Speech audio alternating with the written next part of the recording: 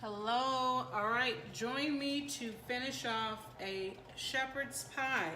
Now, a shepherd's pie is basically a meat pie with mashed potatoes on top, okay? It's like, to me, one of the ultimate comfort foods. So, let me catch you up to where I am. I have some potatoes here furiously boiling away for my mash. And as you can see, I chopped them into, they're almost done, into smaller pieces. When you do that, they boil much faster. So that'll be done in about 3 to 4 minutes. And then here on this burner, I have some onions. These are purple onions that are sauteing. And let me show you guys how easy and quick this comes together. Okay, the onions, once they get maybe 3 or 4 minutes more of a saute, all I'm doing is adding some mixed vegetables and then my homemade ground veggie meat. You could also use crumbles, but this is just literally a cup of walnuts that were soaked, blended. I used my blender this time, with a cup or 8 ounces of mushrooms, just regular old cheap button mushrooms, okay? That's all this is, and then it's seasoned with salt, onion powder, etc. So, what we're gonna do is, we're gonna get our underneath mixture ready, okay? And then we'll add our mashed potatoes on top. So, for this mixture that's here, over here, let's get our onions to give a little saute. They're taking a while to heat up here. So while we're waiting on that, the other ingredients that I'm going to put in there, so for the mashed potatoes, we're going to have some, this is almond milk and a little bit of vegan butter on top. It's 2 to 3 tablespoons of the vegan butter and then about a 1/4 cup of almond milk. This is 1 onion, okay? Then we have, I told you already what was in the ground veggie meat. We will also be adding a little bit of tomato sauce, okay? Probably about a 1/4 of a cup. A 1/4 of a cup of tomato sauce. 2 tablespoons of coconut aminos. A little bit more thyme. Salt, and 1 cup of vegetable broth. All that's going into this mixture over here, okay? The only thing that's going into the mash is the milk with the butter in it and a little salt. You always want to season. You don't want this to be bland while this was oh so well seasoned. Let's check our mash because that might be done first. So if you have an electric stove, you know, they can take a while to heat up, honey. I find it to be pretty exhausting. So there, so I'm gonna pour the water off that's on these. And then we'll make our mashed potatoes.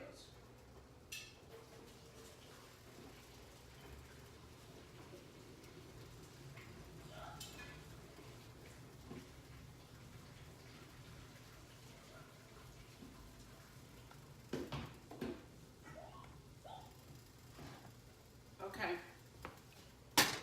so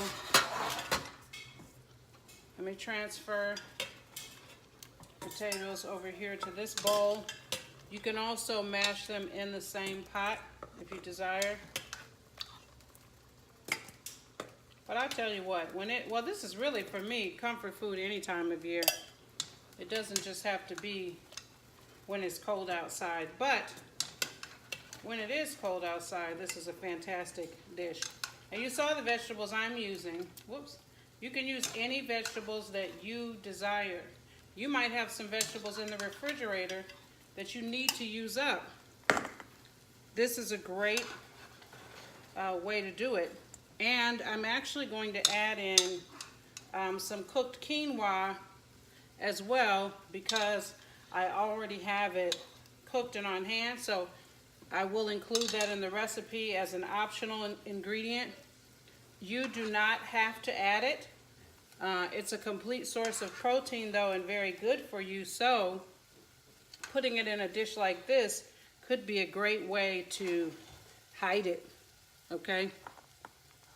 All right.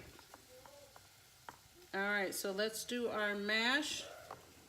I'm just mashing it down some, like so. Now, I would typically use some kind of hand mixer or something for this because it's just gonna mash together so much smoother. But we're gonna do it rustic style this time. Let's move this. Okay, so once you get it broken down a little bit, go ahead and add in your melted butter. Oh my goodness. And the milk. And help that get mixed in. You could also use canned coconut milk. This is regular almond milk, but you could use canned coconut milk.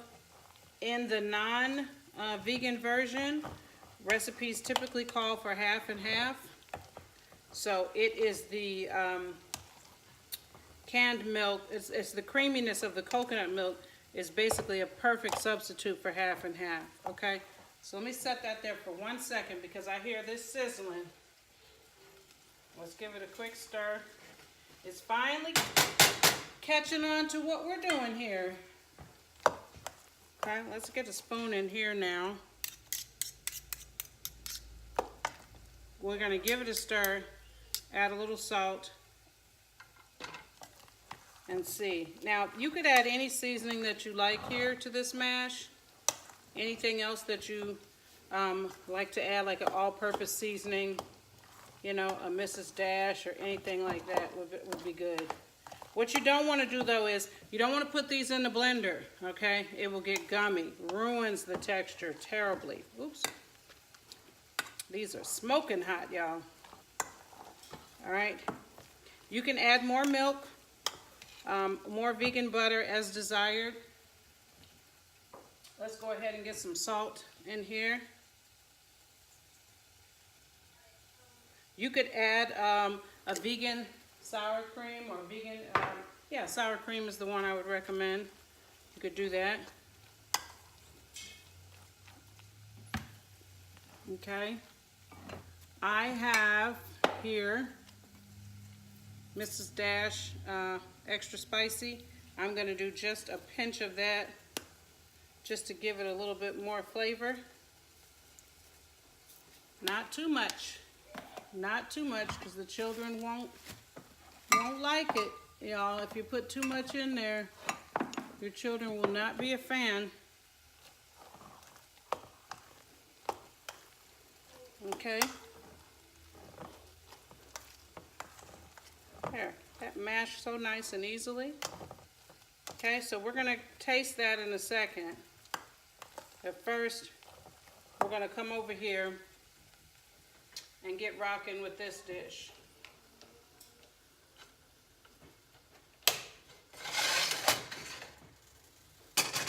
Okay, so we'll add in our mixed vegetables next. So if you've got some leftover veggies, just use those.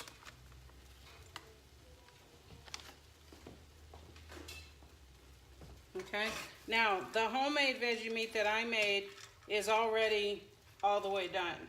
Okay, so I didn't need to pre-cook it in here. If you were using a store-bought veggie meat, you may want to cook it with the onions to get some additional flavor in there.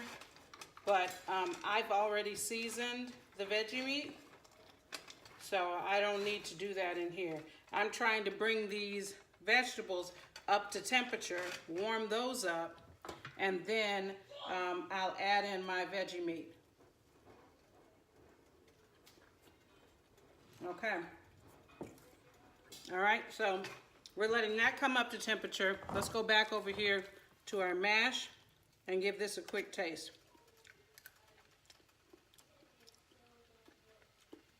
And then you could decide what you want. Mine already tastes pretty good. Zion, can you keep it down, please? You're supposed to be doing math work, and I'm doing a video. Okay, guys, I'm sorry about that. Homeschooling son, so he is here right now. All right, so I put a little bit more butter in there. It's just, Zion, sit down and do your schoolwork, please. See, that's a math game, you guys. This is 2019. Was it like that for you and I? I don't think so. All right, so here we go. So yeah, I just add, and there's some flecks of the spicy seasoning I used. All right, but this is ready, and it's loosened up. It could do a bit more almond milk, just to smooth it out some. But I think it'll be good just like this. All right, let's give this a stir. That's coming together nicely. Now, you can do this dish in stages. I know for some of you, it looks like Coach K is doing a lot, right? Well, do it in stages. You know, if you don't, now this could also be something that you do on your weekend prep. But what I would suggest to you is, if you're gonna do this from scratch, make this one day when you're already home and toss it in the fridge. Even if you only get to the point where you have the walnuts soaked and you post it together with the mushrooms, and then it's sitting in the fridge in a Ziploc bag, that's fine. Because you can brown this, okay? You can brown this with the onions in about 20 minutes, and then add the mixed veggies in with that, okay? And all that can be happening while you got your kids or somebody else to peel these potatoes. But if you have a decent peeler, I don't have mine handy, but with my peeler that I got for about $4 from the Family Dollar, just peel straight down and it comes off, and then it's not as cumbersome as tedious. And that was about this was about 4 large baking potatoes. That's what this made, okay? I like a lot of mash, so I knew that was gonna be the move for me, okay? So now that our mixed vegetables have warmed up, let's add this in, and we're gonna season this baby up and pop it in the oven while we go do something else. Okay?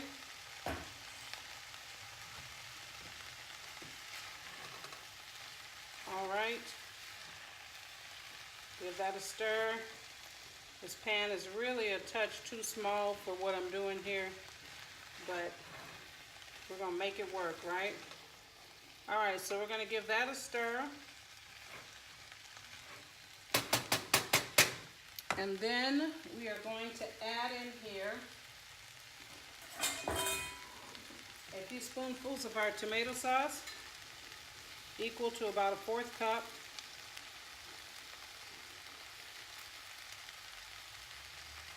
But let's do a 1/2 cup. We want it to be saucy, right?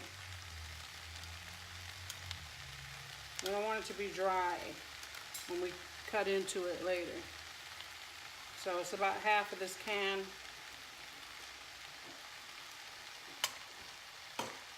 And then let's do our broth.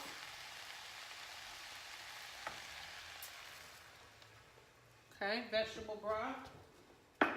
That shut it up, didn't it? Okay. And it's a good balance to have the vegetable broth and the tomato sauce together. You could also just do a spoonful of tomato paste as well. Now, I don't know about y'all, but it looks like I put cooked ground beef in there. Can y'all see that? It looks like there's cooked ground beef in there. Okay? Now, for some of you, if your family doesn't like all these different vegetables, you could just do peas. Just do a bag of frozen peas. Okay, that might be easier for them to take. Make whatever modifications you need to make. Honestly, if I had children where I needed to sneak in the veggies, you could take the tomato sauce that's in there and blend the green vegetables with the tomato sauce and then add it in here. Same vegetables, but they just can't see all of it, okay? Sometimes what you don't know is good for you. Then we're going to add a spoonful in here of flour. This is going to help to thicken it in the oven, okay? And I actually think I'm gonna add a little bit more tomato sauce. So I'm doing about a tablespoon here of white spelt flour. Okay, it's gonna help us make it nice and saucy and creamy in the oven.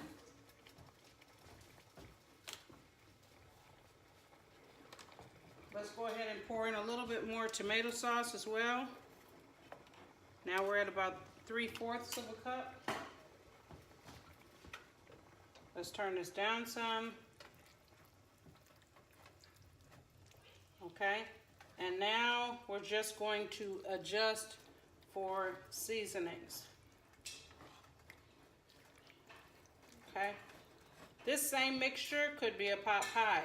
The ground though part, they may not like it. The fam may not like that in the pot pie. Next, we're going to add 2 tablespoons of coconut aminos.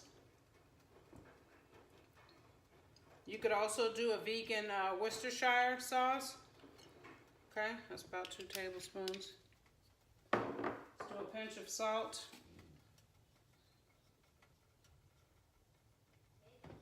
Okay, and then a touch of thyme, whole thyme, not powdered.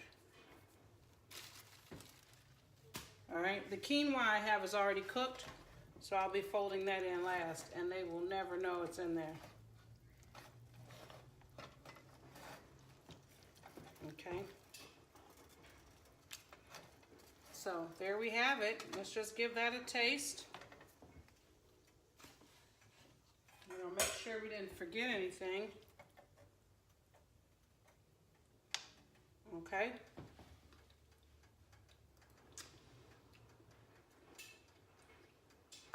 Okay. Let's do another pinch of salt.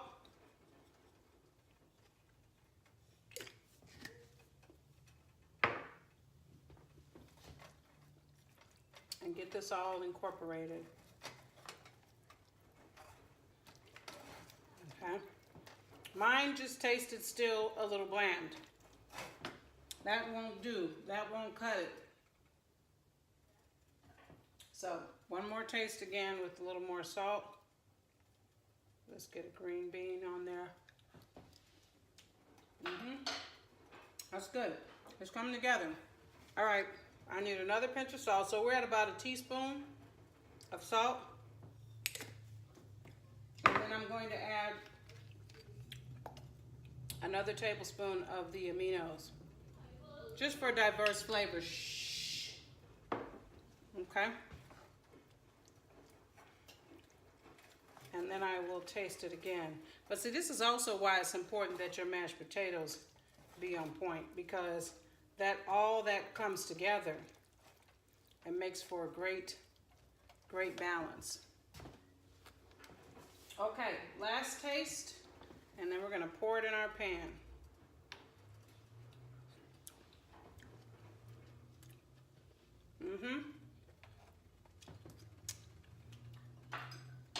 Yep, that's good. That's good right there. Okay. I'm heavy on the salt, so I'm gonna do one more pinch. All right, and then a teeny bit more thyme.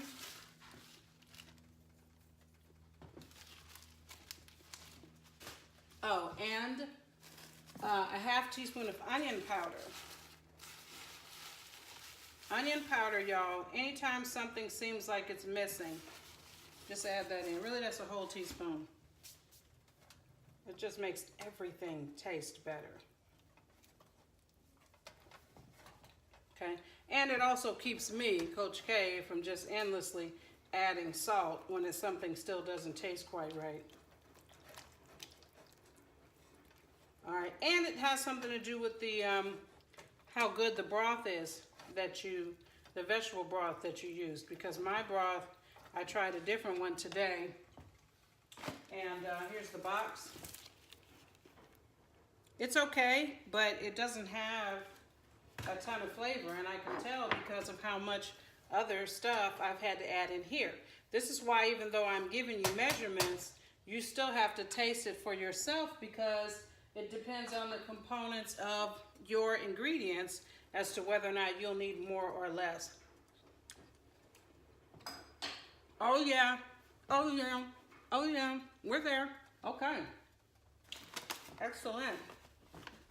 Now what we want to do is get this puppy in the oven. Whoops.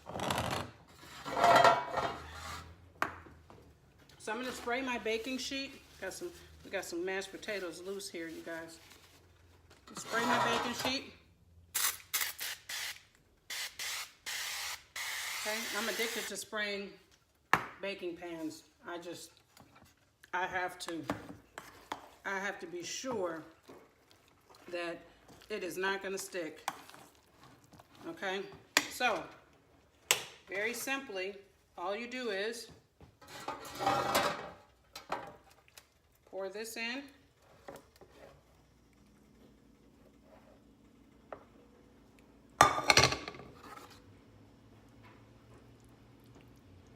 Smooth it out. And then just add your mashed potatoes on top. This is a one-pot meal, honey. I am about that life.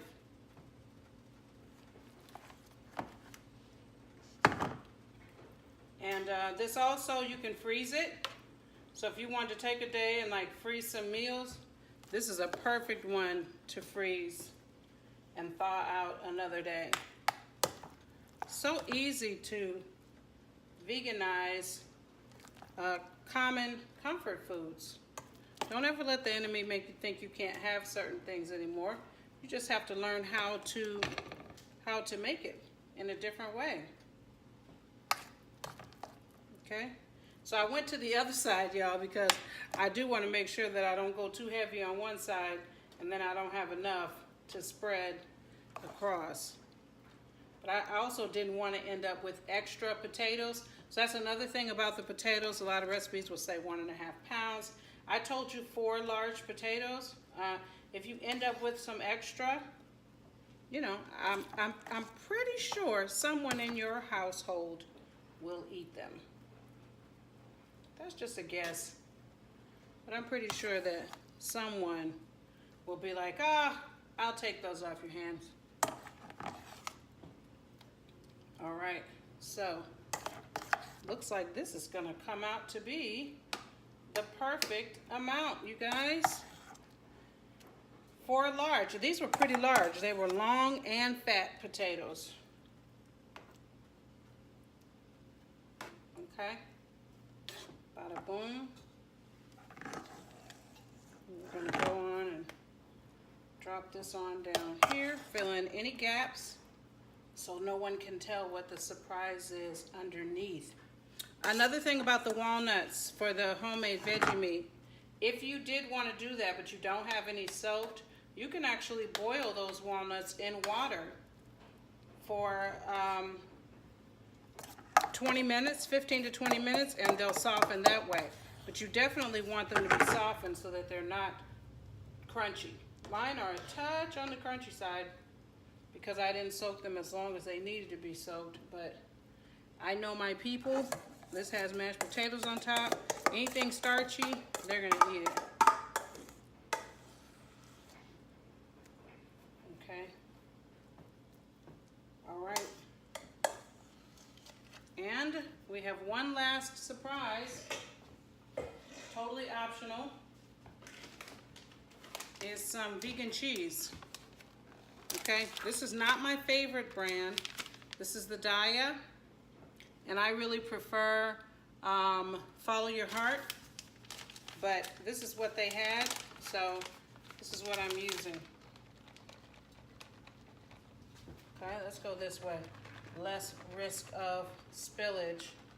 I think Daiya has improved their flavor a little bit, so I'm hoping that this will taste better. My family will eat it all. bigger.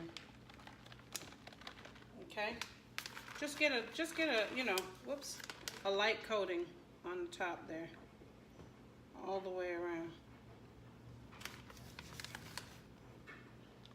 Okay, there we go. Perfect.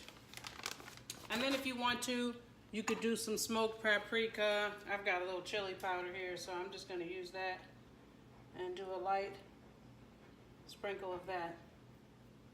And then you're just going to transfer to a 400-degree oven for about 30 minutes or so. Okay. And it will be good to go. And I'll come back and show you guys that at the end. Here we have the finished shepherd's pie. Doesn't that look good? Put some fresh parsley on top. Always add fresh parsley, guys. It's a natural cleanser. Why not go ahead and get it in there? Get it in. So let's go ahead and cut into this. See what we're working with on the inside. Look at that.